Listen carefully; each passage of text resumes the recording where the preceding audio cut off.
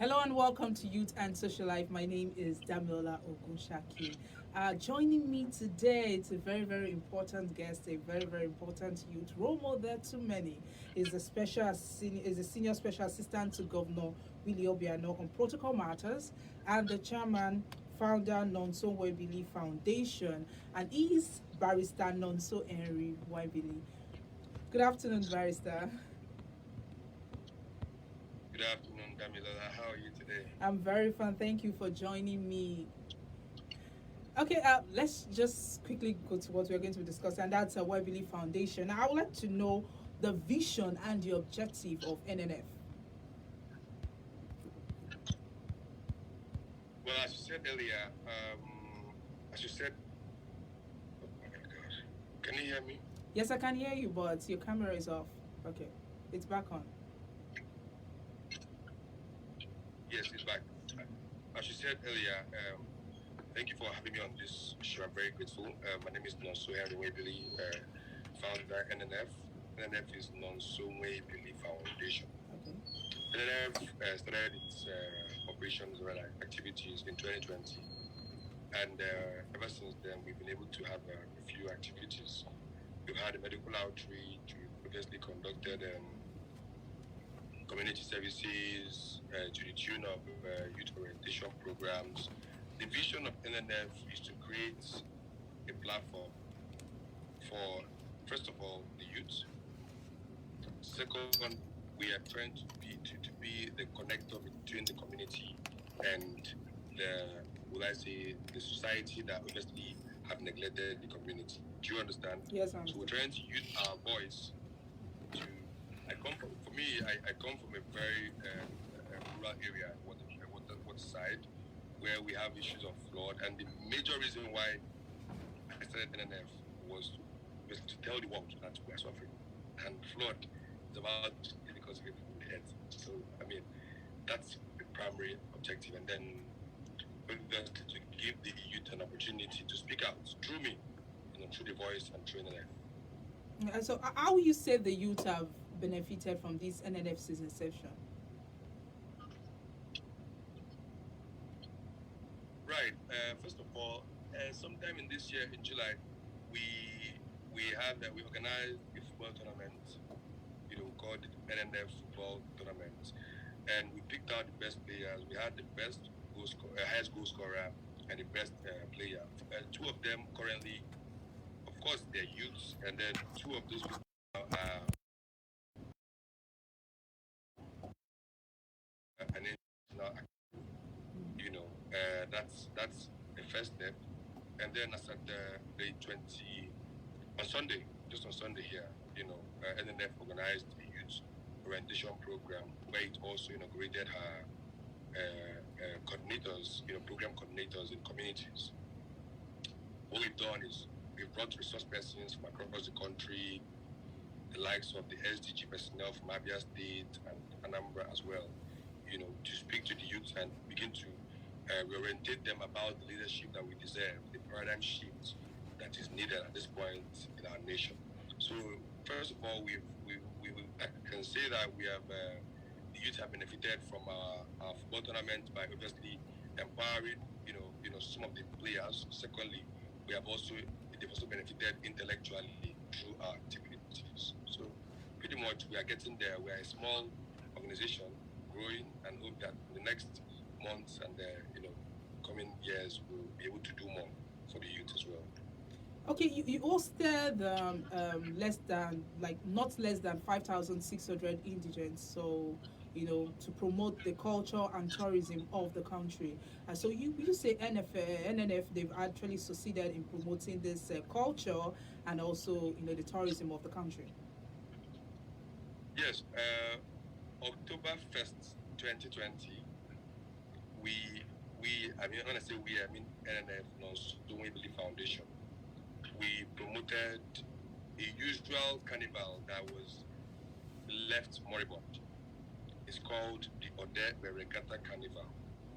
It's an international carnival that, if given attention by both individuals and the government, will be a new gate to tourism both in Anambra State and in Nigeria, because First of all, it's going to open the gate of aquatic tourism.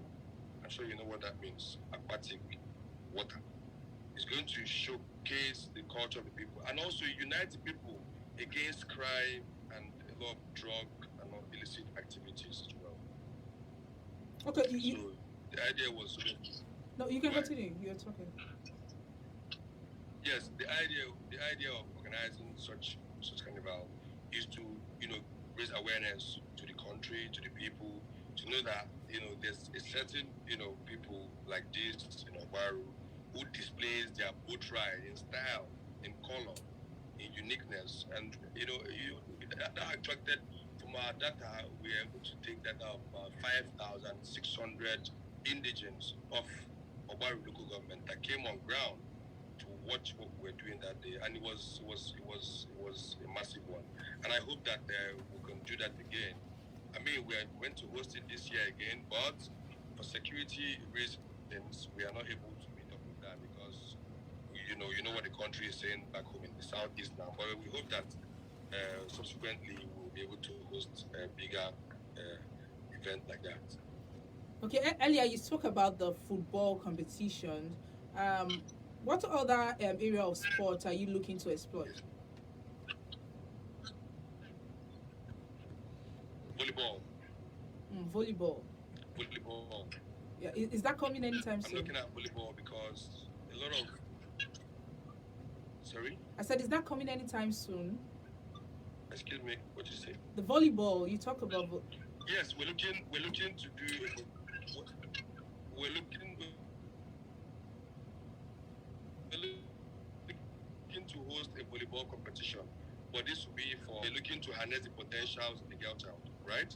So we're looking at between December and January, where we'll have more participation, because around those times are where people will be around and be able to participate. So what a platform have your foundation created to enable youth within your state get the needed attention?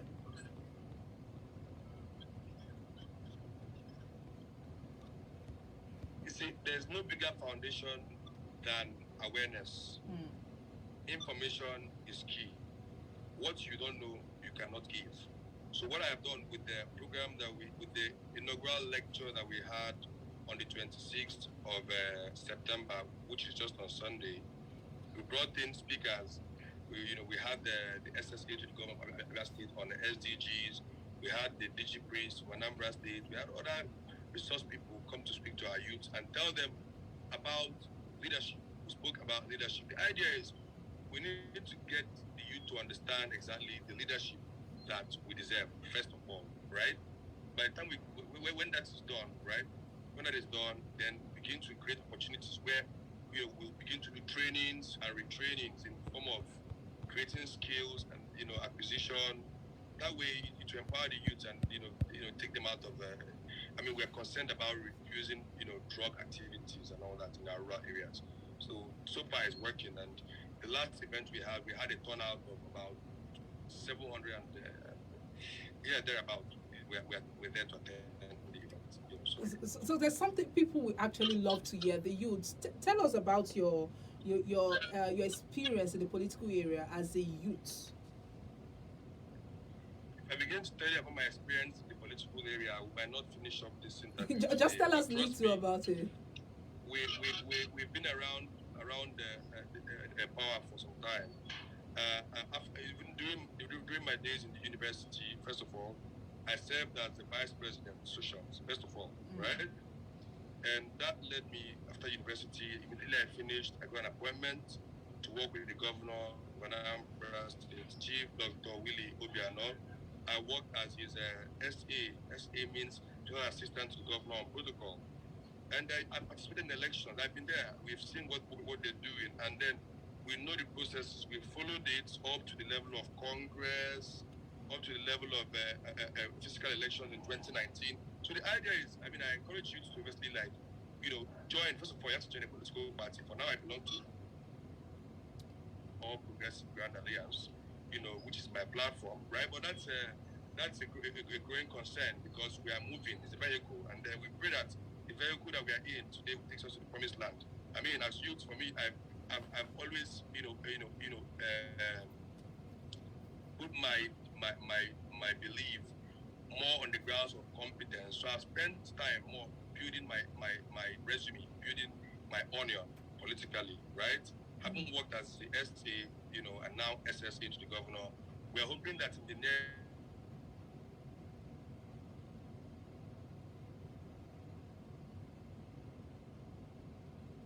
nearest future, in 2023, we'll have opportunity, to practice what we've been preaching by the grace of God. But do you think Nigerian youth are well accommodated within the Nigerian political space? Accommodation in this case will mean granting the youths soft landing. Trust me, the Nigerian youths are not well accommodated because politics in this country is very expensive.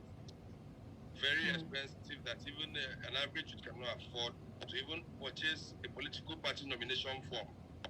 That is the beginning of a process, right? So we begin to advise political parties to begin to consider giving youths quota as, if not reducing the prices of these political forms. Reduce the prices, and then that will encourage youth to participate more. I mean, a lot of youth want to get into politics, but the activities are not encouraging at all. For me, that I've been there, I know what I've faced working with other people. They don't like us, but then politics is all about, it's a game, and then you have to obviously remember that you have to learn before you leave. So while we are learning and facing the challenges, we must leave one day, definitely. We must leave. Now, many people have been talking about the fact that they want youth to be there, to contest for these for political appointments and all that. Now, my question is: do you think Nigerian youth are really ready, for politics at the highest level? To be honest, I'll speak for myself. I'm ready. Yeah. But Nigerian youth, in general, if you want to do statistics, maybe 30% are ready, 70% are not ready. What would that mean that we're not ready? Why that low? Because there's this belief that the system is already saturated with a lot of inconsistencies and all that, right? That if they even go and vote, their vote won't be counted. So first of all, we need to begin to encourage youth to go out, start by voting, start by practicing your franchise, right? When you do that a few times, then you begin to understand that if we come out in number, these people, they have money, they've stored money over time. We don't have, youth don't have money, but we have number. So if somebody has 1 million against me, I have 1 million people, 1,000 times 1 million, the numbers we have. So if we come together as a youth, trust me, we can get it. That's the idea. I'm encouraging every youth out there. When you see a youth doing something, get involved because if you don't get involved, you allow your inferiors to continue to lead, and that's it. But this youth, if they actually come out, do you think the other youth are ready to support them? No. I mean, the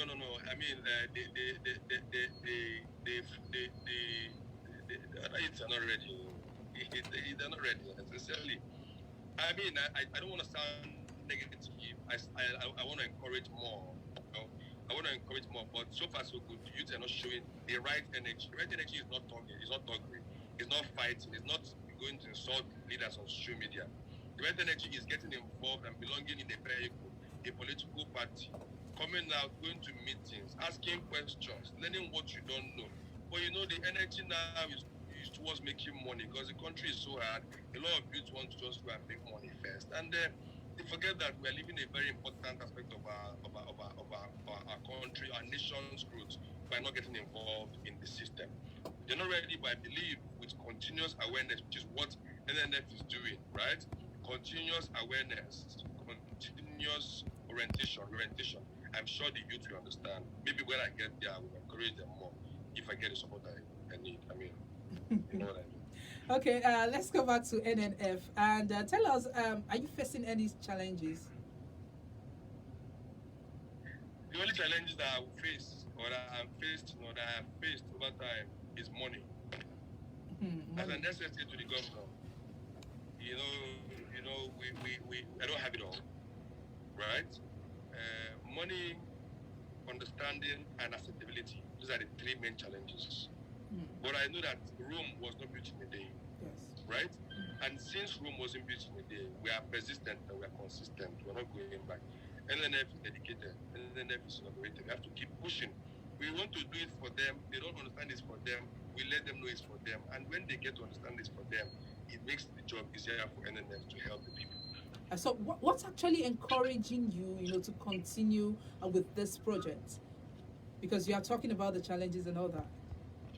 To be honest, I realized over years that I wasn't born for myself. I wasn't born for myself. I've tried to be myself for myself. But the passion is there. The passion to be for the people. So even if politics is not working, I must continue to do things for the people, no matter how little I do it. Right? It's passion. When you have passion and vision, right? When you know where you want the people to be, when you know the right things you want your community to look like, you know how you want it to be, you will definitely never give up, no matter what you face, no matter challenges you see. Even life itself is not easy. So definitely, challenges, if you give up on challenges, then you never actually should have started in the first place. So these are the issues. Yeah. Okay, so what's your advice to youth who are looking, to enter into the political space and, more? My advice, very simple advice to you today. First, patience. A lot of us are not patient. We want to be a boss overnight. You have to carry bag and follow who know road is a slogan. You need to apply patience, consistency, learn before you leap. Because if you leap before learning, you break all your teeth. What that means is you crash before you get there. Right? And once you've learned, ensure that you leap. They will tell you, oh, don't contest for this, don't run for that, you are too young. Not too young to run is for us. And we must explore the not too young to run. That's the idea. So my advice to you today is don't give up. Make sure you have the right intention. The right intention is very, very important, because when you don't have the right intention, you end up fluffing, just hovering around. You have to have a vision. A vision is very, very key. So young people, you're going to get in politics. First of all, go and join a political party, get to know the ward chairman, register. First of all, go and register, have your PVC. First of all, have a PVC, because that's what makes you, be able to use your franchise. Get a PVC, join a political party, and start the struggle there. Slowly and steady, I'm sure that one day you get to that point. Yeah, the green chambers, red chambers, or the lower chambers in the state. That's a good way to start. Maybe the lower chambers in the state, the green chambers if you are sound, like myself, other well-meaning youths, and then take it from there. That's my advice. Thank you very much, Barrister Nonso, for joining me today. Thank you so much. I really appreciate this opportunity. Thanks for sharing your thoughts and also encouraging the youth out there, and also for the things you're also doing to encourage them. Thank you, Damilola. You're doing the greatest for sharing the voice and lending the voice to us. I appreciate it. Yes, you're welcome. And that's Barrister Nonso Nwaebili is the Senior Special Assistant to Governor Willie Obiano on Protocol Matters and the Chairman, Founder, Nonso Nwaebili Foundation. And of course, he has been doing a lot to encourage and help the youth in the society. And of course, this is what we've all been looking forward to and looking to. So thanks a lot for joining me today. To get more of our interesting shows and programs, you can always follow us on all the social media platforms showing on your screen, on Instagram, on Facebook, and also subscribe to our YouTube channel. My name is Damilola Ogunshaki, and out of from me on Youth and Social Life. Thank you very much, Dami.